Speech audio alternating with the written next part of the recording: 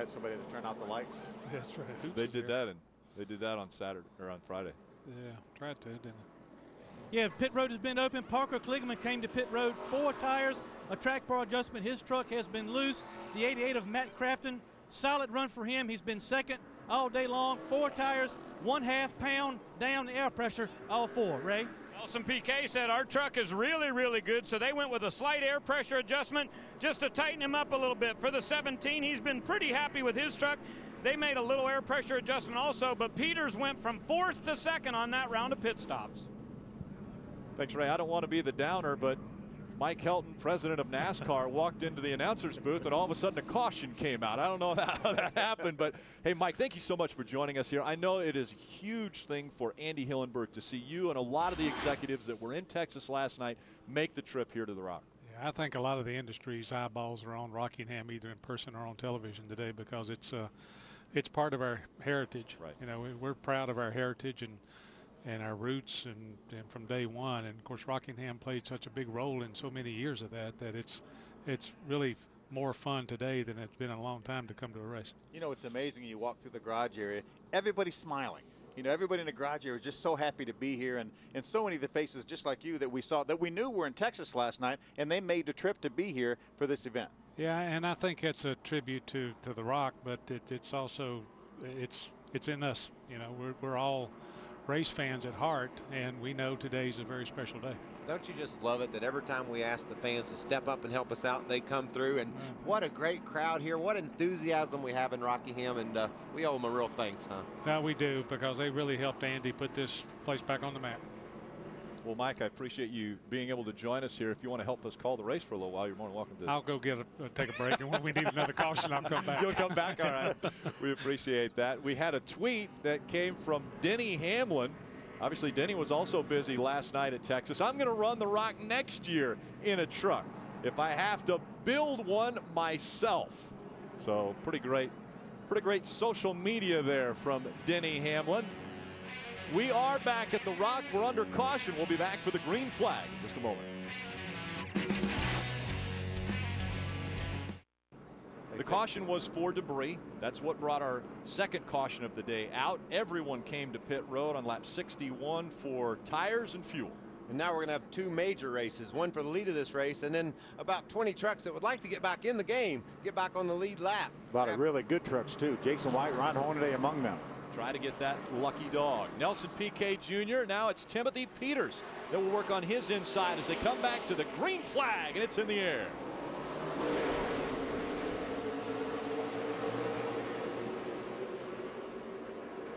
Another great start for Nelson Piquet Jr. on that high side.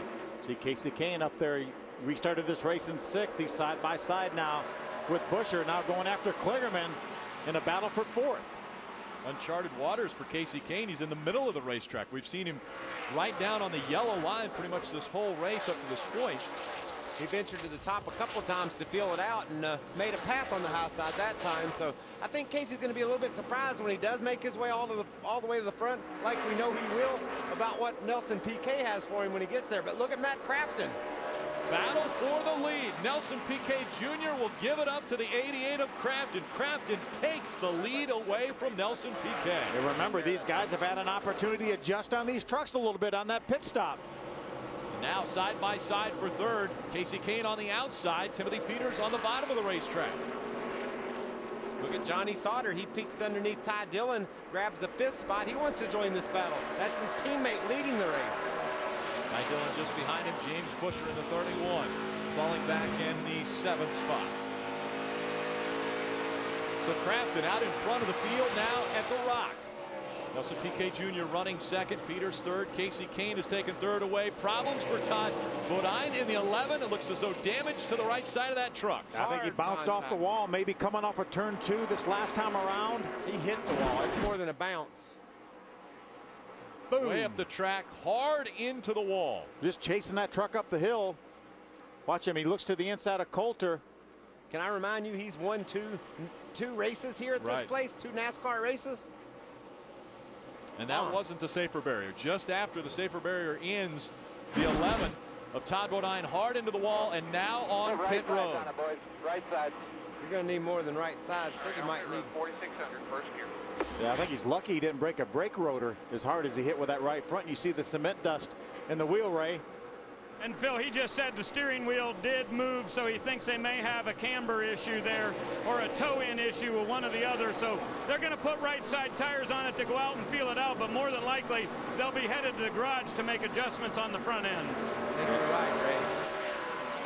Hard contact with the wall for Todd Bodine and the 11 team. They had just announced that they were having sponsorship through the Charlotte race for Todd Bodine. So an unfortunate incident happening here in the Camping World Truck Series. This is the third race of the season.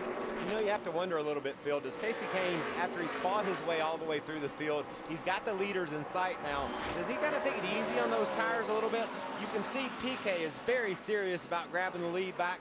Crafton made a nice move to get the lead, get the bonus point, and looks like PK's fast. But does Casey lay off those tires some?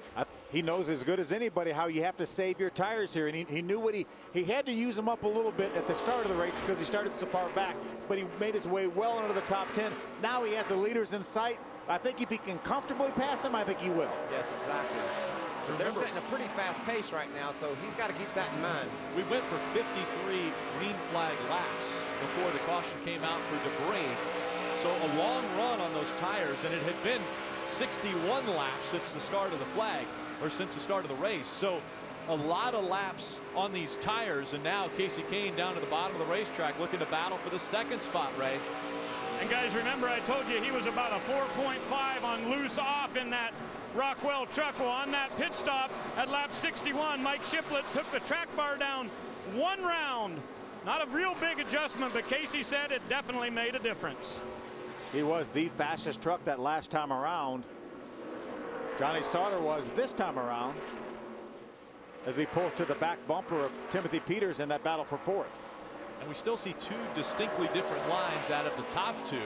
Matt Crafton and Nelson Piquet Jr. running different lines through 1 and 2. Now they're both down at the bottom of the track. Casey Kane all the way to the top of the racetrack in 3 and 4. These guys just trying to figure out where their truck wants to run. They go in one end. You can run on the bottom if you want. Seems all right. Kind of slick. Let's try the top side.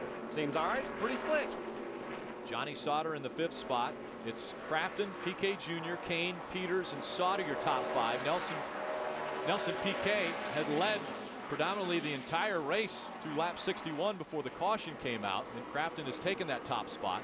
And don't you know it, Michael, that some of these guys prior to that caution coming out, could they believe how slick this place got with 60 laps on the tires? It makes me so happy that people get to live in our world, Phil. That's the way racing used to be a lot of places, but especially at Rockingham. You're just amazed that your truck could go that sideways that quickly. Timothy Peters, and right behind him, Johnny Sauter in the 13. They're running 4th and 5th, so Sauter has made it up into the top 5. Busher back in 6th. Then Ty Dillon, Parker Kligerman, Justin Lofton, and Joey Coulter, your top 10. Matt Crafton sticking right down on the bottom of the racetrack since this restart, really doing a nice job with it. PK has searched around a little bit. He's run the bottom behind him. Now he's in the middle. He's been up top trying to find a little bit more grip. Going by that 57 of Norm Benning. He's 2 laps down to the field. So the lap times now under 27 seconds. As we talked before, they were over 28 seconds with these tires wear out.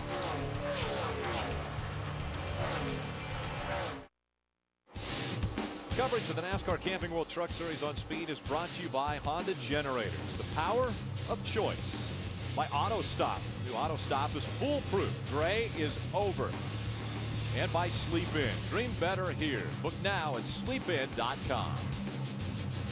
Back out in front, it's Nelson Piquet Jr. in the 30. He didn't want anyone else to lead at the Rock, so he took it back from Matt Crafton. Coming into this race, he had only led 67 laps in his entire career. And now Nelson Piquet Jr. back out in front, right? Rick, Nelson Piquet Jr. just said, I cannot believe how much momentum you can carry on the high side. I love it up there.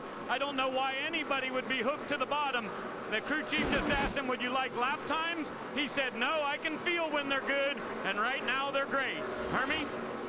Well, Ray, Johnny Sauter is up to the 5th position in this 13 truck, but he is not happy with the race truck. He complained on the first pit stop about being too free under acceleration. Well, they tightened the truck up, but they tightened it up too much through the center. So right now they're trying to work with Johnny on different lines on the racetrack. And 3 laps ago, he ran the fastest lap of anybody on the racetrack, but still fighting this race truck through the center of the corner.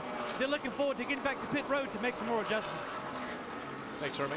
Just in front of Johnny Sauter, the 17 of Timothy Peters, his teammate, the 7 of John King, who was involved in the incident on lap number 5, back out on the racetrack. You know, there's one of the guys we talked about, Michael. Seems like he finishes in the top 10 at least half of his starts. He's made his way up into the top 10. Started back in 17th, but he's taken that Chevrolet up into the top 10 right now. You know, we heard Johnny Sauter say he didn't maybe like the change they made to the truck and have to change back. It looks like maybe that's the case with Casey Kane as well. As he's gotten his truck to 3rd spot, it just doesn't seem to turn as well as it once did. Remember, he's right down on that yellow line. Now the thing wants to wander up from it. One of the worst feelings you can get in a race vehicle here is it won't turn, then it's sideways. At least Casey's truck earlier in the race was turning and then getting sideways. Now it looks like he's pushing a little bit. And there's enough of a lack of grip at the exit of the corners here that everyone's going to be sideways off the corner. But if you parlay it, as you mentioned, and when the truck won't turn in the center, that means you turn the steering wheel even more, and that magnifies that problem up off the corner. Parker Kligerman in the 29, just behind the 3 of Ty Dillon. Those two running in the 7th and 8th spot. Ty Dillon holding on to 7th, Kligerman in 8th. Both of them trying to run toward the bottom of the racetrack. Justin Lofton, we talked about the battle he and Parker Kligerman had for that ARCA championship. In the finale here, he's running 1 spot behind Parker Kligerman, back in the 9th position. Joey Coulter just behind them, rounding out the top 10. Good battle of youth in the Camping World Truck Series between Ty Dillon and Parker Kligerman. Parker's way older at 21. Yeah. Ty's 20. Ty 20. And again, Ty trying to do the same thing that his brother has done, move through the ranks. Paulie Haraka, another driver trying to move through the ladder system of NASCAR after running in the K&N Pro Series, closing in on graduating from Duke, and now in that 5. Currently running in the 27th spot, Hermie.